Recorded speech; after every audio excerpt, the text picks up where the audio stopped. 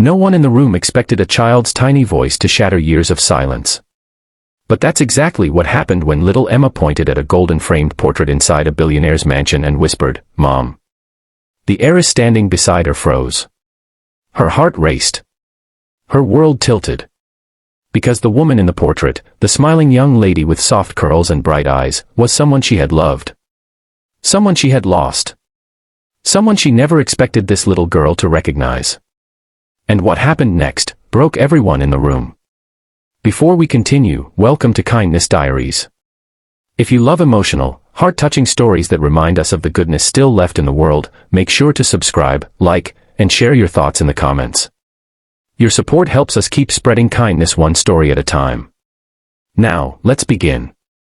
Emma was only 6 years old, but life had already shown her more struggle than most adults face in a lifetime. Her mother, Lily, had worked 2 jobs and still couldn't afford a stable home. Some nights they slept at shelters. Other nights at a friend's place. Money was always short, but love. Lily made sure there was always enough of that. One rainy afternoon, Emma and her mom were waiting at a bus stop when a black luxury SUV splashed through a puddle, soaking them both. The vehicle stopped immediately. A woman stepped out, tall, elegant, dressed in a white blazer that probably cost more than Lily made in a month. Her name was Charlotte Astor, the daughter of the billionaire real estate magnate who owned half the city. Charlotte apologized over and over. But what caught her attention wasn't the mess, it was Emma's thin jacket, Lily's tired eyes, and the way the mother held her daughter's hand as if it was the only thing in the world that mattered. "Please," Charlotte insisted, "let me drive you home." Lily tried to refuse. She was proud, even when she had nothing. But the rain was falling harder, and Emma was shivering. So she agreed. Charlotte didn't say much during the drive, but she kept glancing at Lily through the rearview mirror. There was something familiar about her. Something she couldn't place. When they arrived, Charlotte's face fell. The home was a broken-down motel with flickering lights and peeling paint. "Is this where you're staying?" she asked quietly. Lily nodded. "Just until I can get us something better." Charlotte looked at her for a long moment, as if she wanted to say something more, but instead she handed Lily her business card. "Call me if you ever need help," she said. "I mean it." But Lily never called. Weeks passed, and Charlotte couldn't shake the feeling that she knew Lily from somewhere. She searched through old photos, even asked family members, but no one recognized the description. Then one day, her father, Mr. Astor, asked Charlotte to accompany him to a charity event at their estate. Kids from local shelters and orphan programs were invited. Charlotte didn't mind, she loved children, and philanthropy was something her mother had taught her well. What she didn't expect was to see Emma again. The little girl was standing in the middle of the grand foyer, wearing a red dress with stains on the front, as if she'd come straight from school. She looked overwhelmed, staring at the marble floors and crystal chandeliers. Charlotte rushed over. "Emma? How did you get here?" A volunteer explained that Emma's mother had been scheduled to bring her, but something happened at work, so they brought the child instead. Charlotte knelt beside her. "Are you okay?" Emma nodded, but her eyes were drifting toward a large portrait hanging above the staircase, a beautiful young woman in a mustard yellow dress, smiling warmly. And then Emma said it. "Mom." Charlotte's breath caught. "What did you say?" Emma pointed directly at the portrait. "That's my mom. She looks like this when she smiles." Charlotte's heart started pounding.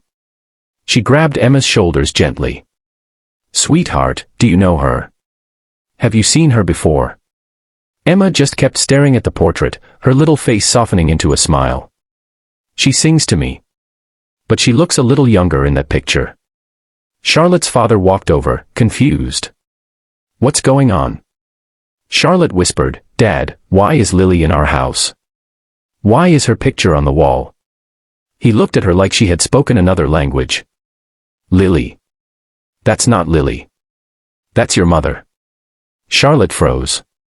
The woman in the portrait wasn't Emma's mom. It was hers. Charlotte's mother had died when she was young. Emma had no way of knowing that. But the resemblance was undeniable. The same eyes. The same smile. The same warm expression.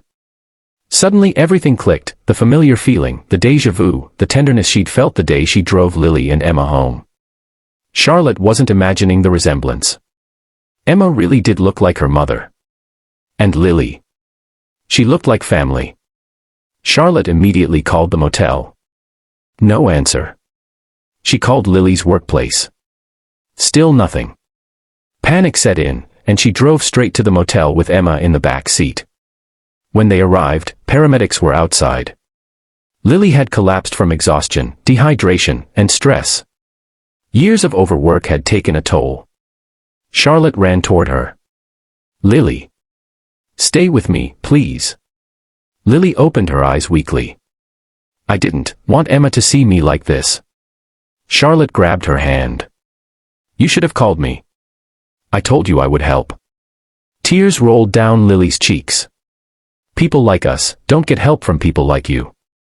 Charlotte shook her head fiercely. Not anymore. Not today.